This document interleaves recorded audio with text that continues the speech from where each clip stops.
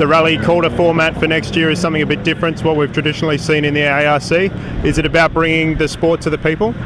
It certainly is. One of the limitations that we have with rallying is that we're a rural sport, so the spectator going to an event only gets a small fraction of the time to see what is I think the world's most exciting motorsport. So Rally Calder gives us the opportunity to have multiple positions and points, tarmac and gravel, and the ability of the spectator to walk around and see different points throughout the weekend. So, Calder Park from a rallying perspective is absolutely fantastic. As you say, Calder Park, it's a bit smaller than a forest, but there'll be plenty of different challenges for the drivers here.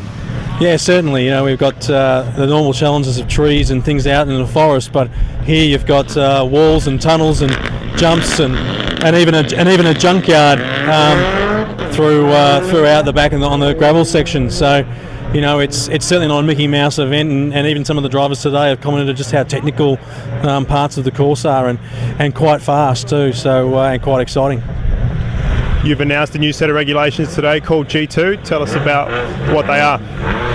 Yeah, G2 is a new set of regulations which will be the pinnacle of our two-wheel drive outright category from 2012 onwards, and obviously culminating in 2013 being the sole outright category. And G2 is all about taking a standard small or medium-sized passenger car and providing options on engines and basically looking at the car and providing the best possible outcome in terms of rally performance, obviously keeping cost in mind.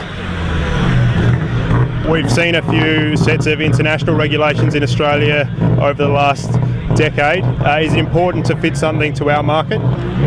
Yeah, certainly. I mean, FIA regulations and our closeness to the FIA have certainly worked very, very well for us in terms of a Group N. But the problem at the moment is that Mitsubishi and Subaru have left the sport, and we need to adapt to that. And the current FIA regulations suit European vehicle manufacturers, which relative don't sell overly that well in Australia. So we need to look after ourselves first and foremost, and that's what we've done with going with G2 is providing a set of regulations which suits our market.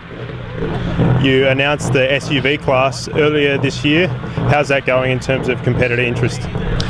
Yeah, look, it's been surprising. The SUV thing was always I had in my mind that it was a longer term thing, and when we'd start seeing some in 2013. But the privateers are getting right behind it, and I'm pretty confident that we'll see some SUVs as early as Calder Park next year. As to what they are and whether we have manufacturers involved there, at this stage it's all too early.